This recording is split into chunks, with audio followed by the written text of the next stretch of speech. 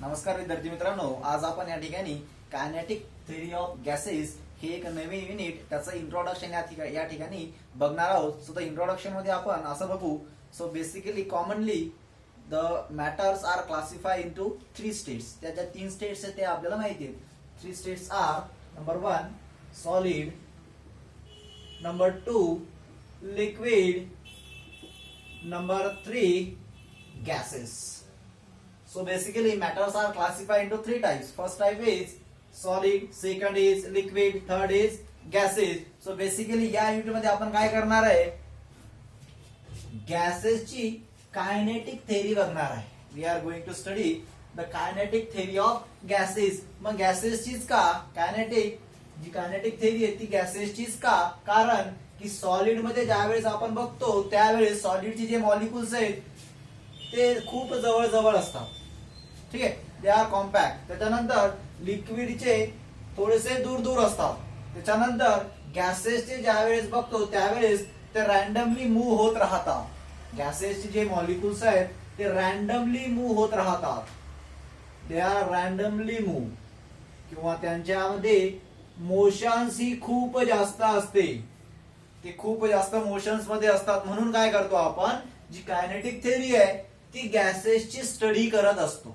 ठीक आहे, तर यामध्ये काय करायचं आपल्याला, इंट्रोडक्शन मध्ये आपल्याला 3 लॉज बघायचे. इंट्रोडक्शन मध्ये काय करायचं आपल्याला, बेसिकली 3 लॉज स्टडी करायचे आहेत. त्यामध्ये लॉज नंबर फर्स्ट जो आहे आपल्याजवळ तो आहे बॉइल्स लॉ. पहिला जो आहे तो आहे आपल्याजवळ बॉइल्स लॉ. बॉइल्स लॉ मध्ये आपण काय करणार, या ठिकाणी सांगणार, the Boyle's law state that for an ideal gas, the Boyle's law state that the volume of a ideal gas, Boyle's law मध्ये आपण स्टेट करत आहोत, the volume of a ideal gas is directly proportional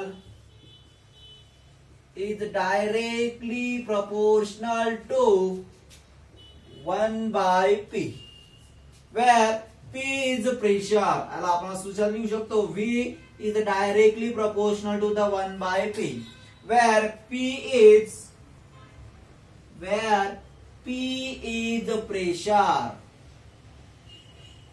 P ला आपण या ठिकाणी pressure असं म्हणतो, किंवा याला असं सुद्धा म्हणू शकतो आपण, the volume of ideal gas is inversely proportional to the pressure.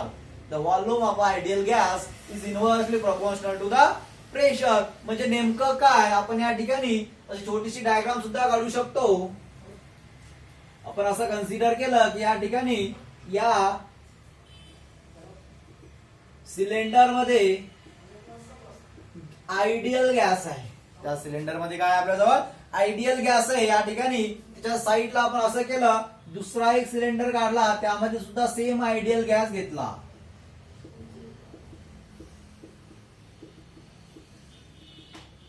आता मी काय केलं, असं कन्सिडर केलं की या ठिकाणी प्रेशर आहे P1 आणि व्हॉल्यूम आहे V1. प्रेशर आहे P1, व्हॉल्यूम आहे V1. त्याच्यानंतर इथं आहे प्रेशर P2, व्हॉल्यूम आहे V2. ठीक आहे, मग आता काय केलं, मी काय केलं, जो पहिला जो आपल्याजवळ सिलेंडर आहे त्याचं व्हॉल्यूम या ठिकाणी इन्क्रीज केलं. सॉरी, मी काय करतो अगोदर प्रेशर इन्क्रीज करतो. प्रेशर काय करतो, इन्क्रीज करतो. म्हणजेच P1 is greater than P2 is greater than P1 असं कन्सिडर केलं. P2 is greater than P1 म्हणजे या ठिकाणी P1 जे प्रेशर आहे ते कमी आहे आणि P2 प्रेशर जास्त आहे. त्यावेळेस असं दिसलं की हा जो गॅस आहे तो कॉम्प्रेस झाला. गॅस काय झाला, कॉम्प्रेस झाला. ज्यावेळेस गॅस कॉम्प्रेस झाला त्यावेळेस असं दिसलं की व्हॉल्यूम काय झाला, डिक्रीज झाला. व्हॉल्यूम काय झाला, डिक्रीज. म्हणजे इथं असं म्हणू शकतो आपण V1 is greater than V2. पण केव्हा, ज्या वेळेस pressure P2 is greater than the pressure P1. ठीक आहे, त्याच्यानंतर याचे रिव्हर्स केस जर बघितली आपण तर रिव्हर्स केस मध्ये काय होईल, ज्यावेळेस आपण प्रेशर कमी करू, त्यावेळेस काय होणार, जो व्हॉल्यूम V1 आहे तो इन्क्रीज होईल. तो काय होईल, इन्क्रीज होईल. म्हणून बॉइल्स लॉ मध्ये आपण स्टेट करतो for an ideal gas the volume is inversely proportional to the pressure. For an ideal gas the volume is inversely proportional to the pressure at एक कंडिशन सांगावी लागेल at constant temperature. At constant temperature. The Boyle's law states that for an ideal gas, the volume is inversely proportional to the pressure at constant temperature. ठीक आहे. त्याच्यानंतर second law जो आहे तो आहे आपल्याजवळ चार्ल्स लॉ. सेकंड लॉ जो आहे तो आहे आपल्याजवळ Charles law. So the Charles law for an ideal gas state that the volume of an ideal gas, the volume of an ideal gas is directly proportional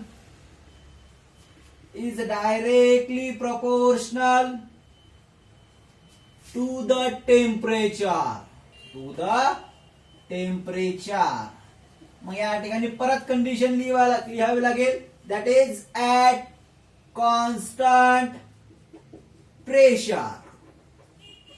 At constant pressure म्हणजे या ठिकाणी केस अशी लिहू शकतो आपण the volume is directly proportional to the temperature at constant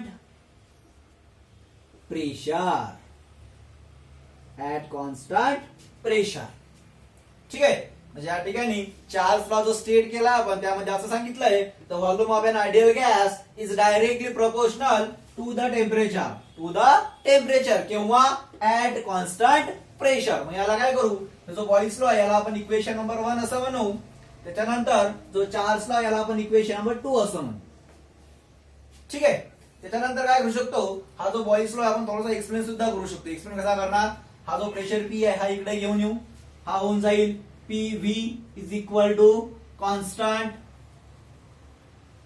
PV is equal to constant. मग याला आपण परत एक्सप्लेन करू शकतो काय होईल P1 V1 is equal to P2 V2. ही एक केस तयार होईल. ठीक आहे. त्याच्यानंतर इकडे घेतला आपण V is directly proportional to the temperature at constant pressure. तो आहे आपला चार्ल्स लॉ. ठीक आहे.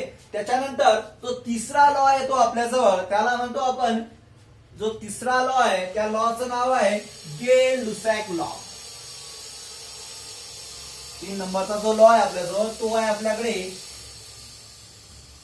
गे-लुसॅक लॉ किंवा त्याला आपण दुसरं नाव देतो त्यालाच म्हणतो आपण प्रेशर लॉ. त्यालाच काय म्हणतो आपण प्रेशर लॉ. ठीक आहे. तर हा स्टेट करताना आपण असं सांगतो the pressure of an ideal gas is directly proportional to the temperature. The pressure of an ideal gas is directly proportional to the temperature at constant volume. So this is the Gay-Lussac law or pressure law. यामध्ये आपण सांगितले आपण the pressure is directly proportional to the temperature at a constant volume. मग याला आपण म्हणू equation number 3. Equation number 3. मग आता काय केले for ideal gas Boyle's law Charles law आणि गे-लुसॅक लॉ हे आपण तिन्ही कंबाईन केली. तिन्ही काय केले आपण कंबाईन. ज्यावेळेस हे 3 लॉज आपण कंबाईन करतो त्यावेळेस या ठिकाणी एक इक्वेशन तयार होते. त्या इक्वेशनला म्हणतो आपण आयडियल गॅस इक्वेशन. त्या इक्वेशनला काय म्हणतो आपण आयडियल गॅस इक्वेशन.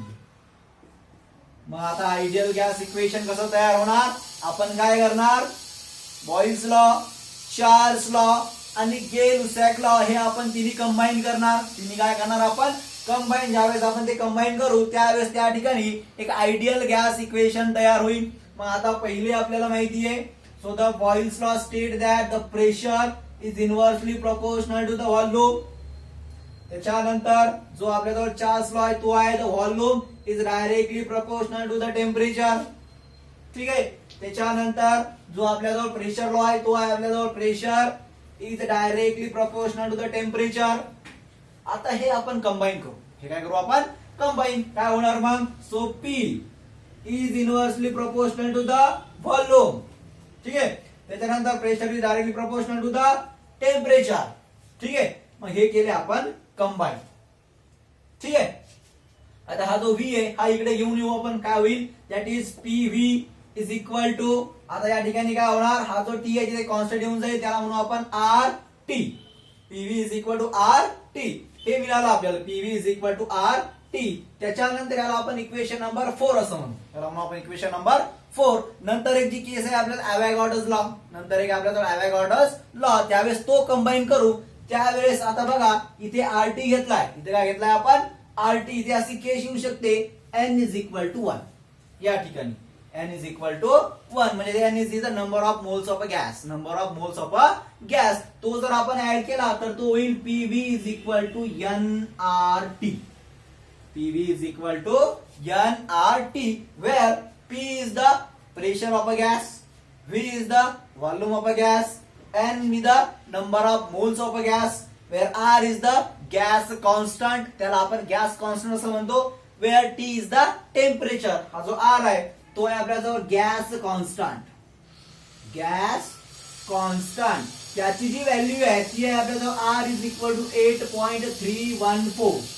गॅस कॉन्स्टंटची जी व्हॅल्यू आहे ती आहे आपल्याजवळ 8.314. युनिट आहे त्याचा जूल पर मोल केल्विन.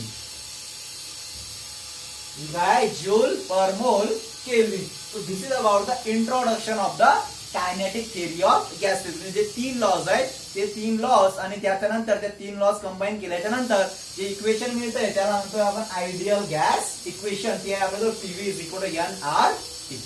थँक्यू.